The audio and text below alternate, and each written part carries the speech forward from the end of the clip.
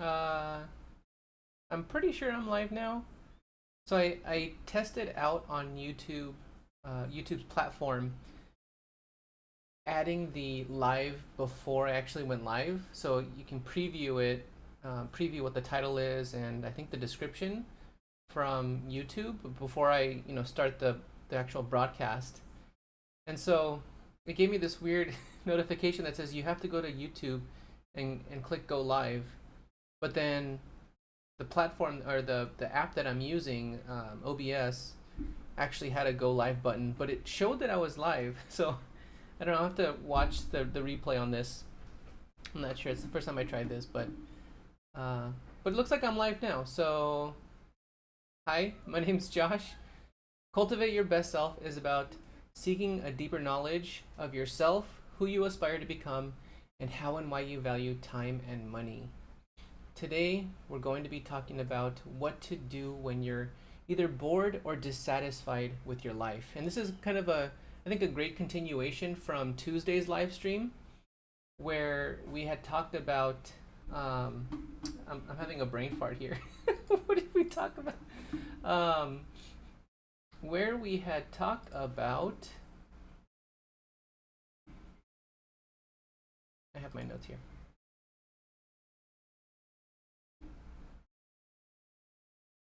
I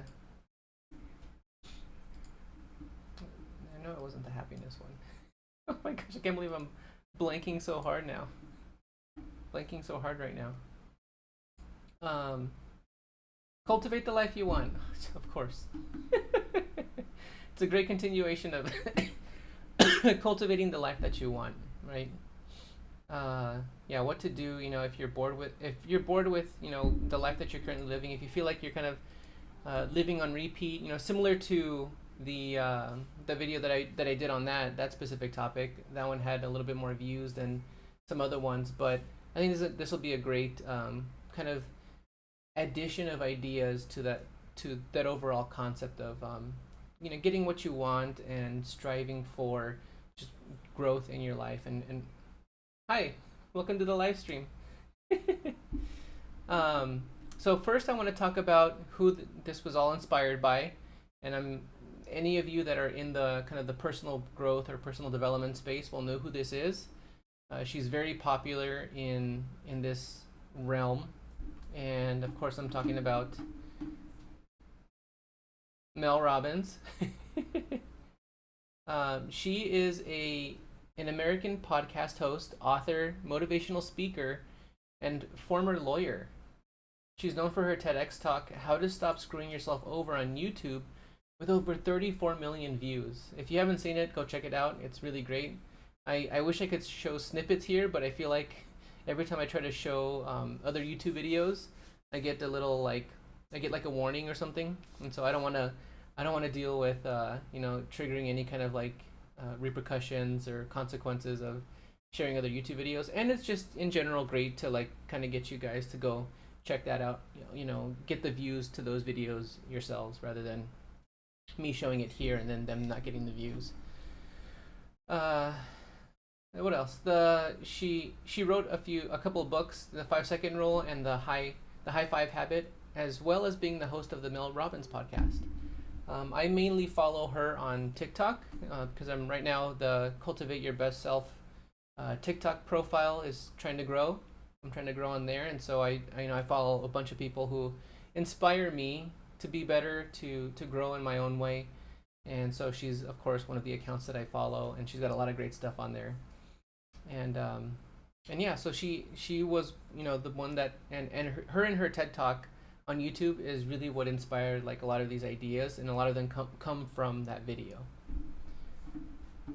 So let's get into a common theme that I've been noticing, across multiple, doing research into a lot of personal development, personal growth, and seeing a lot of experts in their field, and this topic keeps coming up, and it's of course I'm talking about. Oh, I forgot. It jumped to exploration, but we'll get into self-talk. Because that's the topic that I'm talking about. But The reason why I had this slide here is because I was creating the presentation, and I was rewatching some of her TED Talk video, and I thought this was important to kind of add in there. But basically, if you're bored or dissatisfied with life, it's a sign that you're missing a basic necessity of life, which is exploration, right? You know, everything grows. Everything kind of naturally tends towards growth. Like our bodies, you know, our bodies are like constantly growing different parts. Like, you know, our hair is always growing, our nails are growing, um, our relationships with other people, our careers, you know, everything's kind of growing. But when we get into like this routine, this pattern where everything kind of repeats over and over again, that's when life starts to feel kind of stagnant. You know, we're not, we stop doing anything to like mentally stimulate ourselves other than like consuming too much social media, which is not the same thing, not as satisfying as doing something and creating something yourself, right? Producing something yourself. We're just consuming. A lot of people are just consumers, and when you enter that phase of your life, and it can happen at different points in your life, that's when life tends to feel like it's too boring, like we're missing something. And what that something is exploration.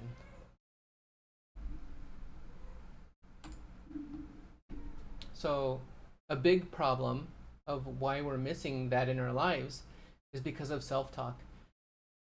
Mel Robbins talks about this in her TED Talk, and it's this concept of saying I'm fine.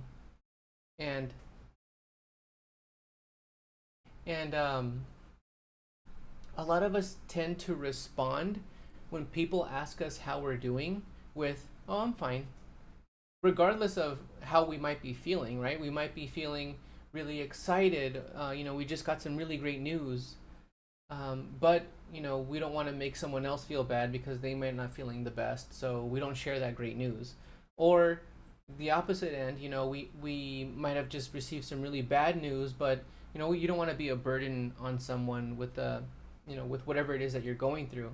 And so we tend to just kind of default to, oh, I'm okay, or I'm good, or I'm fine, you know?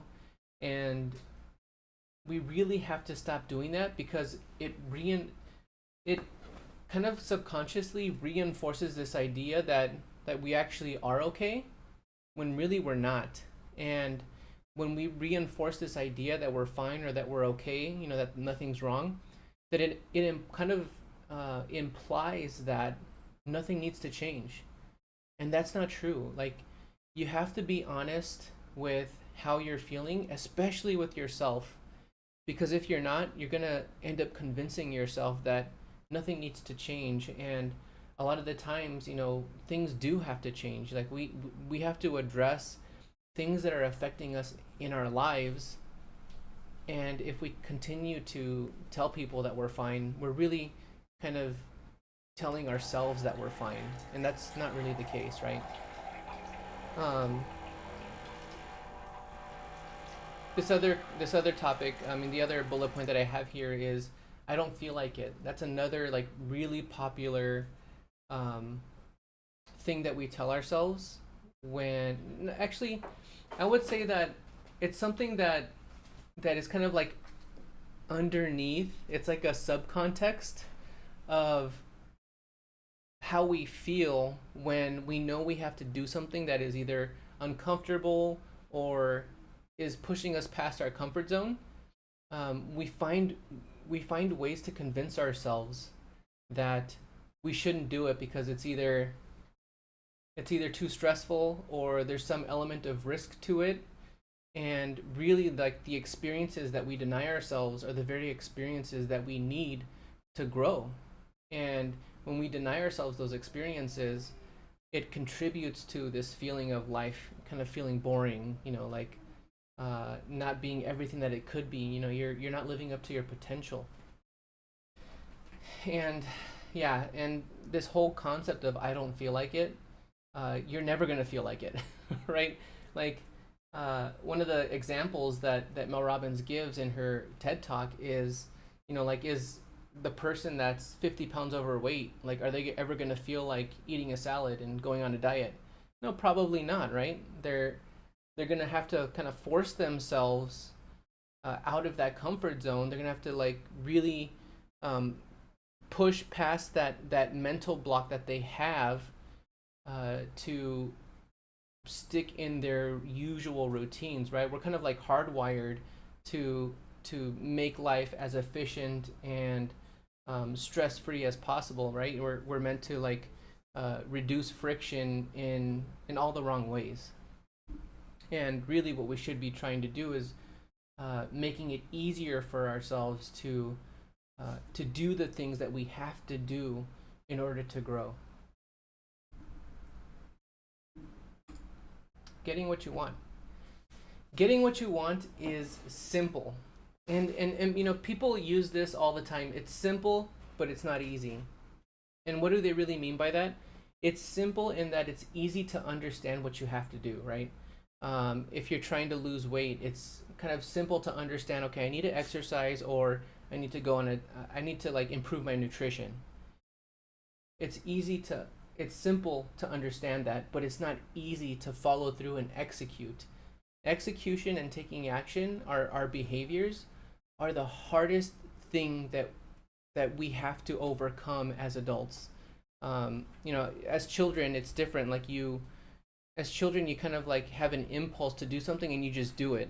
But as adults, we're more reserved, right? We lose this whole what I like to call superpowers of like curiosity, of not being afraid what other people think, you know, being more in touch with our emotions. But life gets infinitely more complex as you get older because you're more affected by your emotions, you know, by your fears of what might people think, or is that too risky, you know, like am I doing something that's going to put me in danger? And a lot of the times, like we have to push past those fears, you know, we have to do things that makes us uncomfortable in order to get that growth that we're looking for and to add that excitement in our lives. So again, going back to this, you know, getting what you want is simple, but it's not easy. No one tells you as an adult that it's your job to manage yourself.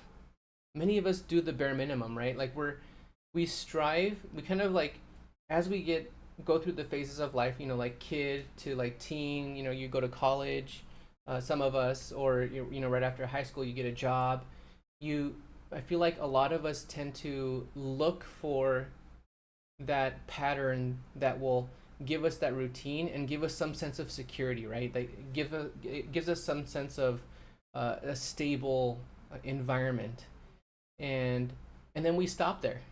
We stop there for 30, 40, 50 years before, you know, we reach retirement age. And then by then, like, you know, you're so tired from having lived the same day for the last 30, 40, 50 years that you're just like, what happened to my life, you know? You stopped growing once you either graduated, or you know, you started looking for a job, and you found that routine, you found that stable, you know, schedule that you maintained over the years. And the same tends to happen when you go through major life events, like, you know, moving is a major life event, having a kid is a major life event.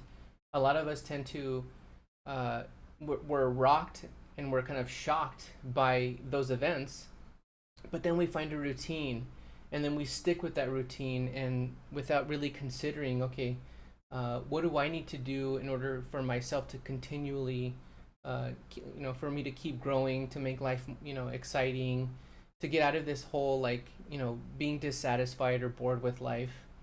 And you know, I'm not saying that's all of you guys, but you know, a lot of us do experience that at some point in our lives.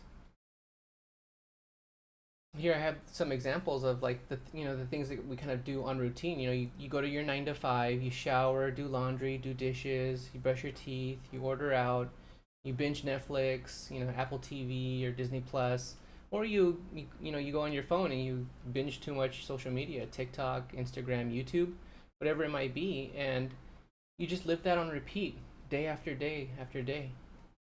And you end up living for the weekend, right? You live for the weekend and you use the weekend as a way to kind of distract yourself from a life that you feel dissatisfied about.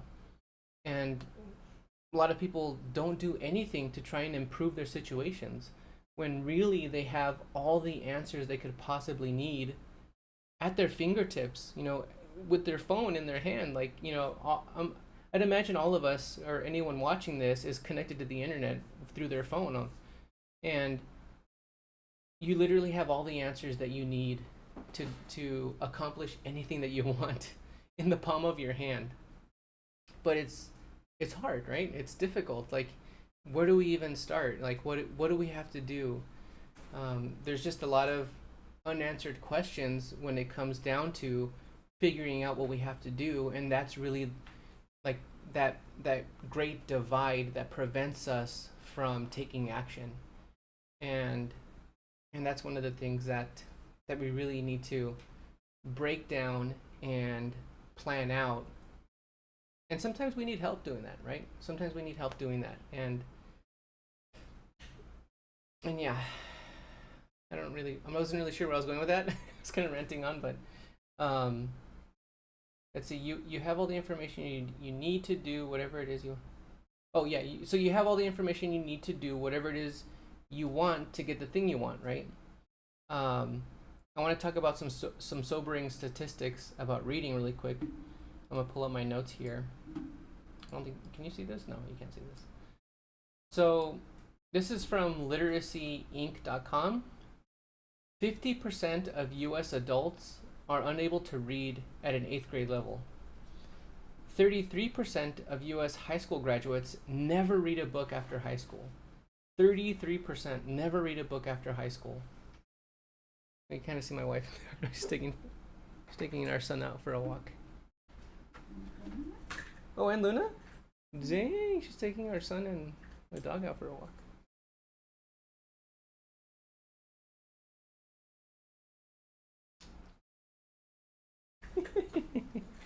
I don't know if you can see him with the hat.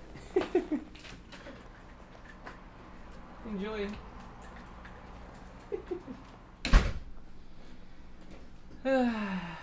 I took our dog out to the dog park earlier today, and she had a blast. We went to the fair yesterday, and our dog was kind of cooped up here, and we walked her and stuff before we left, and then we left her a little bit of a snack, so that she wouldn't be hungry. But she gets a little antsy. She has her toys here and stuff, and she's usually good about playing with her toys. And luckily, she's not one to kind of destroy anything. I don't know. Yeah, you can't really see, but yeah. So I kind of made her a promise that I was going to take her to the dog park today, and I did that this morning. So where was I? Oh yes, the statistics on reading. So, 33% of U.S. high school graduates never read a book after high school. 80% of U.S. families have not purchased a book in the past year, and then 50% of books started by almost anyone. I'm assuming this is by everyone who does start reading. 50% of books started are never read to completion. And that's wild to me. I mean, if you take yourself as an example, right? How many books have you read in the past year? And I'd wager to say it's probably less than, if any, less than 5. And this is one thing that I was kind of disappointed in myself in. I was disappointed in myself because there's so much knowledge out there. And I don't know if you recall, I don't know if I said it in my live streams. I think it was for a TikTok, but one of my TikToks, I talk about, we or you are the solution to all of your problems. And when I started to believe in that notion myself, I felt like my life was starting to go in a different direction that was better suited for how I wanted to live my life. And part of that change came from when I started to read books that would help me develop in the ways that I thought were critical for what my definitions of success were. And the more I read, the more I kind of tended to realize that self management, right? One of the things, what I mentioned here, no one tells you as an adult that it's your job to manage yourself. A lot of us have difficulty in managing ourselves, right? Like, uh, a lot of us thrive on or are okay with having a manager tell us what we have to do, but when it comes to doing the things that we would find personally fulfilling, is a lot more difficult, right? To set tasks for ourselves to achieve in order to get that fulfillment, to get that satisfaction, to get that joy, that happiness. For whatever reason, like we tend to self sabotage ourselves so that we don't experience those things, and a lot of it, comes back to our emotions and our mindsets and our self talk, and it's this loop, right? It's this loop of like negative, like putting ourselves down and like not believing that we can actually find the solutions to our problems. And so, where was I going with this? Oh yeah, so one of the things that really changed my life is when last year I read my first book after not having read for many, many years. Probably like 10 plus years I had not read a book. And the first book that I read when I started up again was Atomic Habits by James Clear. And one of the habits that I started um, when after I read his book, I love to read books that will help me put behaviors into action so that I myself can grow, so that I can put my life on a path towards what my goals are, towards achieving my missions in life. And the only reason why I did that was because I was bored. I was dissatisfied with where my life was. I had been working for about 14 years already, as of last year, and I'm like, what am I doing with my life? And I knew I needed to make a change and kind of push myself out of my comfort zone. And the first thing I could think of was like, okay, I need to gain some knowledge, right? I don't know what I am supposed to do. I don't know what I need to do to solve my problems, but I know I need help. So that's when I started to read more books. The first one I read was Atomic Habits, and then after reading that, I implemented a habit of reading a page a day. That to me is, very simple. It's simple enough to be able to actually accomplish it every day, right? One page, easy. And I would set myself a specific time, and that was back when I would go to the gym in the mornings at like 5:30 in the morning, but I would wake up about an hour earlier, and I would get ready. Excuse me. I'd get ready, and then I'd read a page from the book. Sometimes I'd read a few pages, right, and then my alarm would go off saying like, okay, you have to go to the gym. So then I'd go to the gym, and then I had another time set for the evening, right before bed, to read another page. And if I didn't get it in the morning, I would get it in the evening, and that was so that I wouldn't miss my chance to read. And last year, I started that in like around April-ish, April, May, and I just about read about a book a month last year. And then this year, I finished a book in January, February. March, I had some things going on at work, and then with my wife being pregnant, where I kind of fell off of that a little bit. And then my son was born, and that was just trying to get accustomed to having this responsibility of our baby boy in our lives. And so I fell off the habit of reading, but I'm starting back up again, and I want to get back to reading about a book a month. And every single book that I read just adds to my abilities to be able to solve problems, right? And everything I've learned about growth and personal development leads me back to this idea that everything comes down to self management, right? Self-management being able to manage our mindset, our emotions, and our behaviors so that we can do the things that bring us fulfillment and joy in our lives.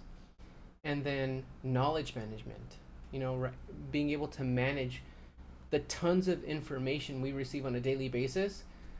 Almost, I would say, like 90% of what we get is garbage. And being able to sift through that 10% that is gold for us to kind of carry through in our lives, right? And that's when I read this book called Building a Second Brain by Tiago Forte. And he kind of gives this framework for um, how to consume information so that it best benefits you, right? And so that was a huge one: knowledge management, being able to manage the information so that it helps you um, reach your goals, your missions, achieve your missions in life. And then lastly was money management. Being able to overcome the troubles that you have with your finances. Like some people can be emotional spenders. When some people feel bad about themselves, they'll go out and buy something expensive that they can't afford just so that they get that temporary feeling of overwhelming joy or happiness that it brings them. And rather than address the issue of why they're doing that, they get themselves into debt, and it adds to their stress and anxiety. That um, so, and there's plenty of other examples of people kind of irresponsibly handling their money.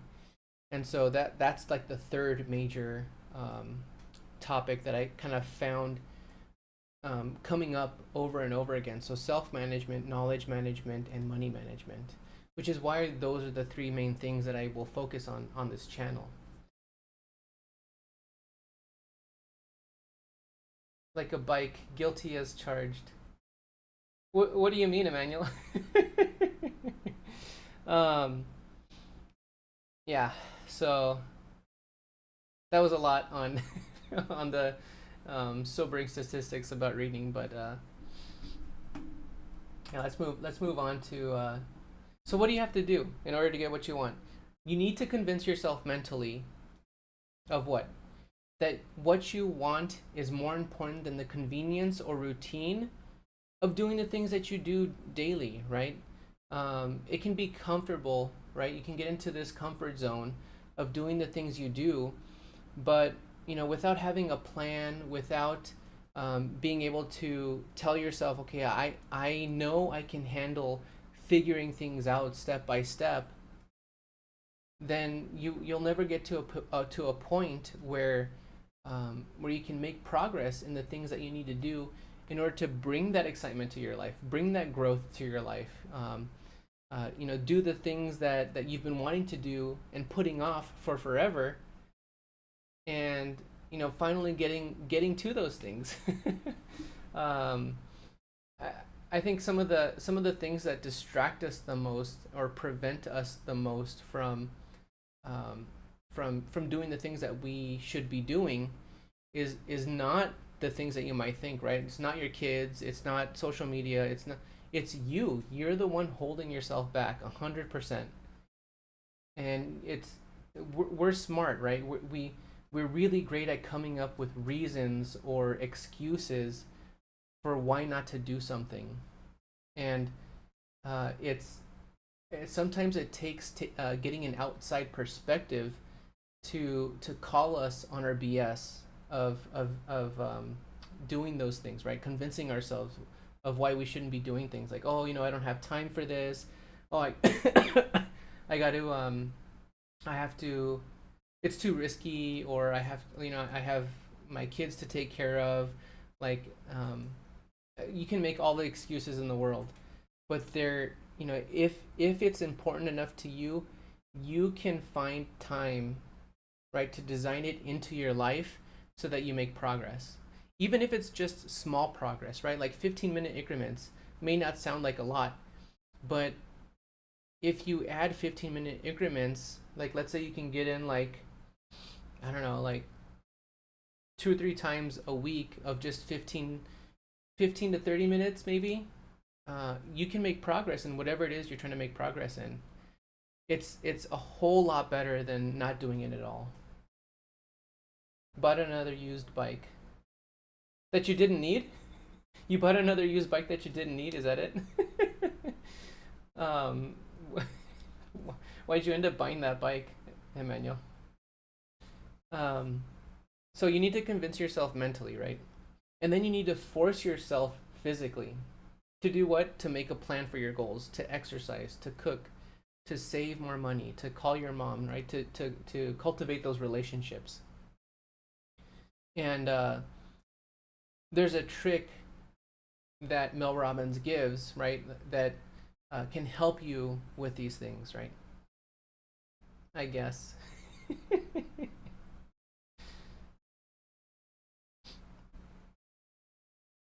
Do you already have enough bikes for like you and your family, and you just got an extra one just because?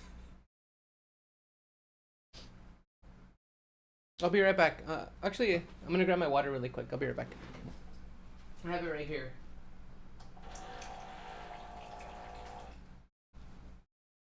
You know, I always forget to bring my mic up closer so that you guys can hear me better. I think it's my mistake.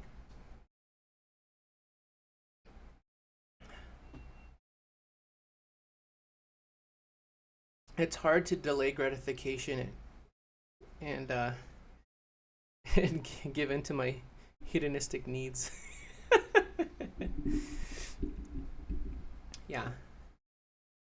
There are so many people out there right now that are having trouble with this whole idea of delayed gratification. Um, we're just so in tuned now to getting everything now, right? Getting everything today. You know, Amazon delivers same day in some locations.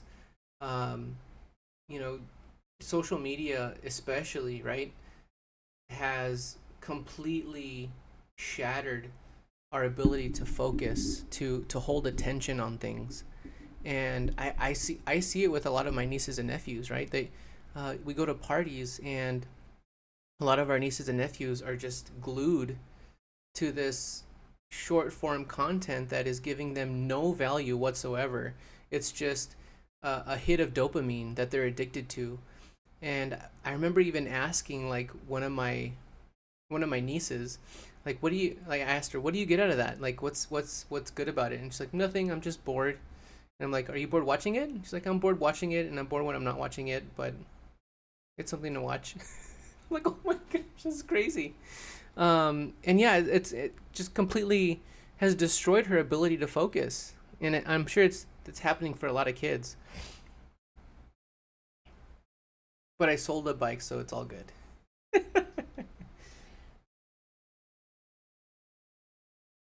You replaced one bike with another.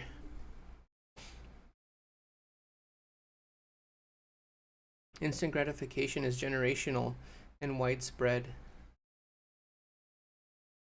Yeah. I mean, I do feel like there are people our age as well that have trouble with. I have a friend who's in architecture, and he's admitted to me that he has trouble watching way too much YouTube. And it started when COVID hit, and we had to work from home, and he just ended up developing this addiction to watching too many YouTube videos, and it got to the point where he almost got in trouble at work, and he kind of had to, like, that consequence, right? That near consequence kind of like changed his perspective on it, and so he cut back, but eventually, like, he kind of was starting to settle into those old ways over again. So I think it's something that happens across multiple generations, because we have such easy access to it now, and unless you're deliberate about wanting to do other things that are more beneficial for you in terms of personal or professional growth, then it can be easy to fall into that trap of getting that instant gratification.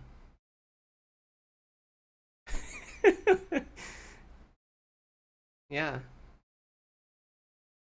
And I actually, you know, lately I've been taking a lot of notes on a lot of different TED talks, especially like within the space that I'm interested in, right? Like the productivity, personal development, growth, learning, focus, attention. You know, I've been watching these videos that have like multiple tens of millions of views, and I go through the comments, right? I sort through some of the comments, and a lot of the issues that I see with like hundreds of comments, right? Like the problem that people have is like, I'm here learning about it, but I never implement it into my own life. Like I never take action on the things that these people are saying.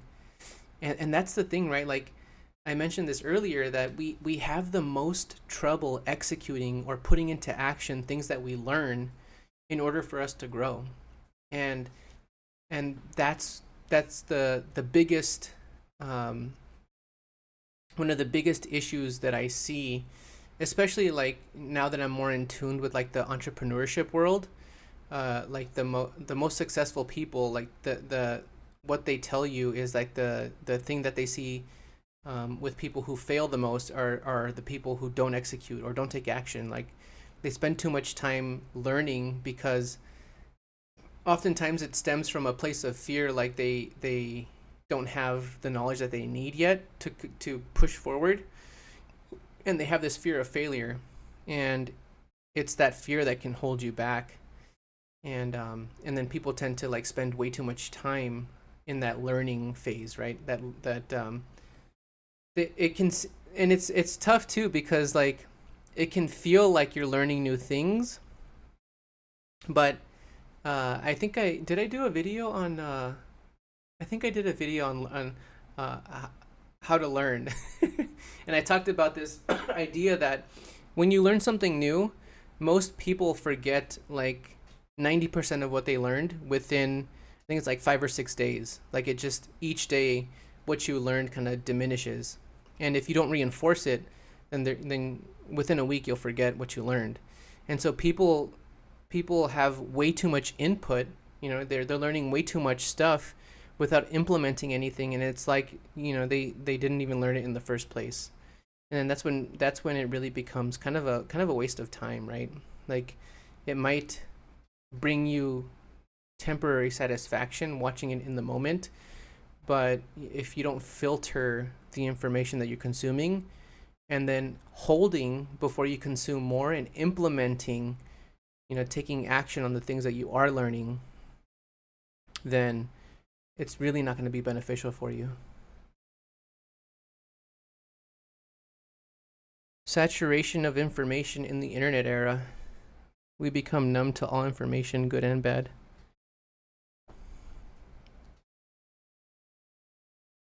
I don't know what to make of that question. Saturation. There's definitely a saturation of information. It's up to us to filter through it all. But you can also control, what it is that you do consume, right?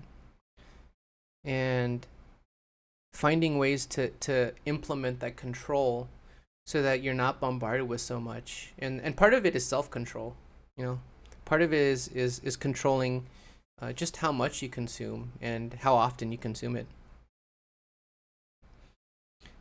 So let's get in really quick to, what time is it? 6:40.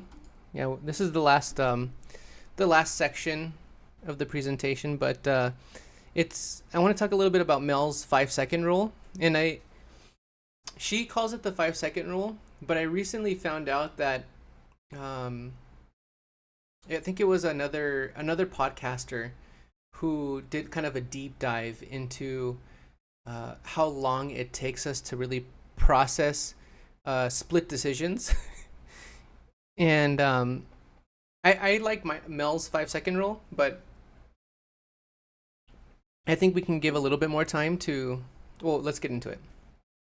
So when it comes to doing something that's good for us, like let's say you do watch this YouTube video, and it's all about motivating you to exercise, right? If you've been wanting to exercise, and you get this impulse, a lot of the times we'll get an impulse to do something for our benefit, and if we don't act on that impulse, if we don't act quick enough, we may just convince ourselves not to do it. We may use our self-talk to either put us down, or we may be like smart in a sense where we can convince ourselves why it's not a good time. And she says that if you marry that impulse with an action within 5 seconds, if you don't do it within 5 seconds, then that impulse will die and you'll miss your opportunity to have taken action. And the same is true for something bad. If you feel like you're going to do something bad, then catch yourself, right? And then count to 5. 1, 2, 3, 4, 5. And then by the time you hit 5, that impulse will have kind of either diminished completely or like have reduced enough to like where you don't want to do it anymore. And the example I give here is like if you, let's say you get a text message and you hear the buzzer go bzz, bzz, and if you count to 5, 1, 2, 3, 4, 5, you may be okay, right? You may not have the desire immediately to like look at your phone and see what notification you got. And it worked wonders for Mel Robbins, and she's taught this, with everyone that she works with. And I personally don't know if it works for everyone. I've tried it myself, right? Like I've tested it with my phone. I've tested it with what else have I tested it with? Oh, like if I'm working on something and let's say I'm using the internet to do some research, right? And then like I'll see a pop-up on the side, like an advertisement, and usually those are very distracting. Or if I have another tab open, and like sometimes I'll have like 5 tabs, and I'll be like, oh yeah, I remember I was researching that too. And I catch myself in the moment, right? I'll catch myself and be like, wait a minute, I'm doing research on this specific thing, on this presentation. I need to focus this for the next 30 minutes, and then I can look at that thing later. So if I see it and I catch myself wanting to go click on it, I'm like, wait, just give myself 5 seconds. 1, 2, 3, 4. Oh, and then it's gone. Like, whatever. I'll just continue working on whatever it is I'm working on. And it's worked for me, right? It's worked for me. Another example I can give is when you wake up in the morning at a certain time, let's say your alarm goes off and you have a tendency to hit snooze, right? Just for like 5-10 more minutes. Instead of hitting snooze, you count to 5, 1, 2, and then within 5 seconds, I'll get up and continue on my day. And just like taking that 5 seconds to like try and marry that impulse with an action when it's good for you, or to wait the 5 seconds to, when it's bad for you, so that the urge to do whatever is bad for you kind of dissipates. So that's her 5-second rule. The thing that I learned recently on that other podcaster that I was telling you about, I forget his name. I want to say it's Huberman. Let me see if I can look it up really quick. I want to say it's Huberman, but I could be wrong. But he did a deep dive. It is Huberman, yeah, Huberman Lab. Andrew Huberman. He did a deep dive, and I was listening to one of his podcasts recently, and he was saying that 30 seconds is really the time that it takes to that you can have to marry an impulse with an action, or to have something bad for you dissipate. When you have the urge to do something bad, not bad, but like something that's going to distract you or take you away from what you were focusing on. And it really had to do more with focus than it did with taking action. But the same holds true. Like 30 seconds was really like the time. But I think I prefer Mel's 5 seconds. It's a little bit more like urgent, right? Having that 5 seconds to really take that action. Uh, let's see, it's 6:45. That was the end of my presentation. Making your life more exciting and doing things to get what you want. And if there's any questions that anyone wants to bring up, I think I have a few viewers in here. If any of you guys have any questions.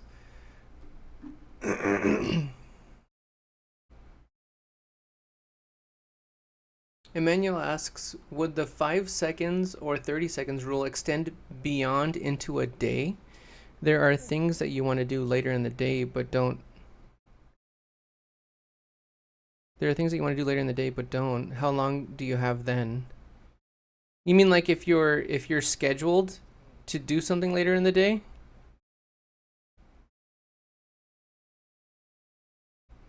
Because I would think, like, if let's say you're set to do something after your kids have gone to sleep, and it's like 9:30 p.m., right? And you set yourself, 9:30 p.m. I'm gonna read, a page or two of my book, or I'm gonna like start this task that I had for myself.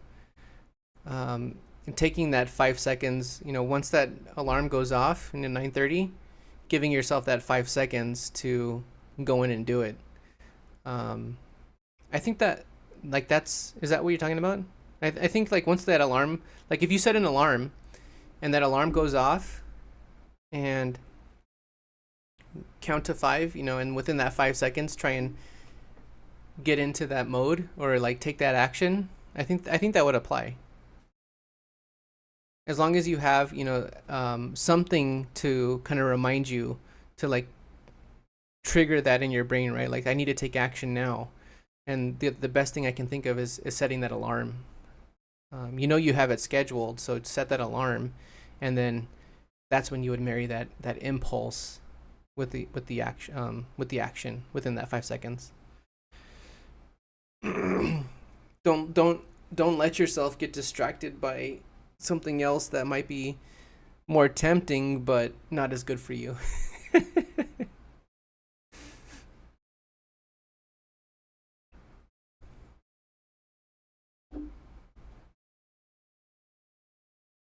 Yeah, so that was some good stuff. That was some good stuff that we went over today. Let me go back and look at some of my notes. You guys can't see this, but I'm just going back, and I have my second brain where I save all of my notes from the YouTube videos, from the books that I read, the things that I think will help me in the future or in the present moment on projects I might be working on. And so I had these notes on this video for a while, and I thought it was applicable to the topic that I wanted to talk about today, which was the if you feel bored or dissatisfied with life, what steps can you kind of take to get a little bit more of that exploration in your life and progress towards your missions in life. So let's see. Okay, yes, I just never set an alarm. Well, yeah, if you don't set that alarm, I mean, like, um, that alarm is really that trigger that you kind of need, right?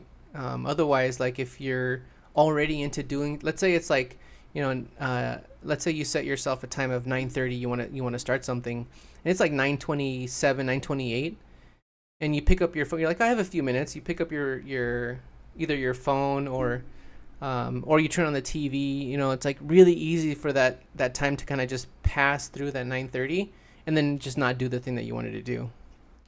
If you don't have that trigger, which is usually an alarm, to to flip that switch in your head, then it's tough to take that action. You have to be, like, really disciplined. Okay, so I'm looking through the notes here.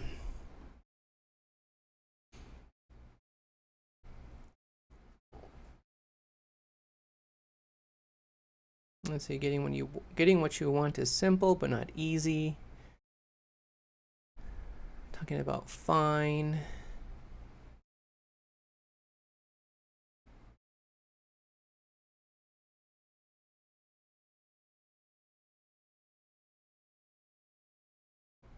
All day long. Oh, this is kind of an interesting one that she talks about. She says, right, she says all day long you have ideas that could completely change your life.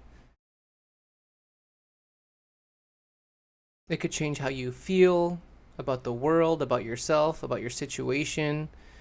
But what do you do with the ideas that you have?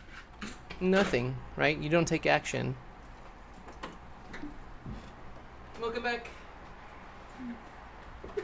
He's out. My wife, my son, and our dog is back. Our dog's like ready for action. No. Yeah.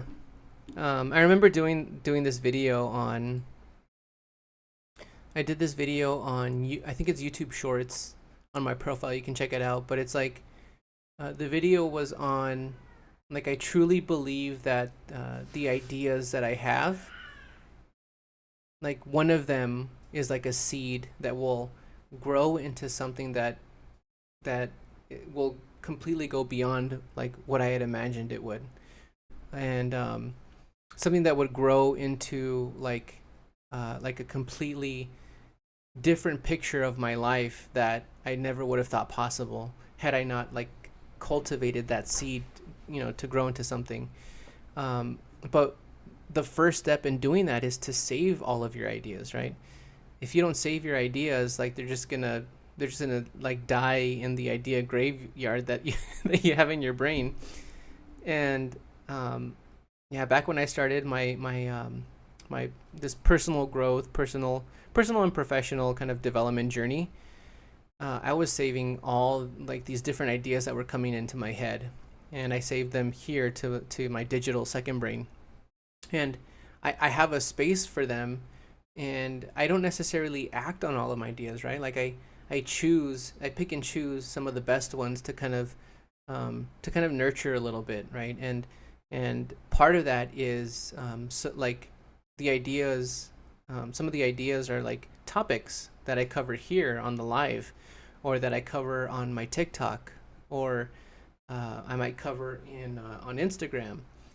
But um, but I have a place to save all of those ideas so that I can go back to them, and maybe if one didn't work out, like like I pursued one, and I have ideas for different businesses, right? And I actually pursued quite a few of them, and a lot of them have failed. but at least I tried, right? At least I saved the idea, tried it out for maybe like a month or two, and then if I didn't get the results I was looking for, sometimes I would like try it again, but using a different method, or or I would just like kind of put it aside completely and then try a new idea. And if we don't do that, right? If we don't save our ideas, then we can't even try them out, right? And I truly believe that an idea that you might have or I might have will grow into this thing that will completely change our lives for the better, that we would have like zero idea of like just how big of an impact that idea would have in our life, and even on the lives of other people, right? And that sounds like Inception, the movie. Yeah, they in Inception, right? They went into the dream, right, to kind of kill the idea before, because this is like people who would have bad ideas, and they would go in and try and like kill the idea before it became something like like a someone committing murder or something. Was that it? Was that kind of the premise? I forget. It's been a while since I've seen it. I thought that's what it was though. But yeah, so yeah, Mel Robbins in her TED talk, she talked about like what do you do with your ideas? Probably nothing, and ideas have the potential to completely change your life, and I agree with that.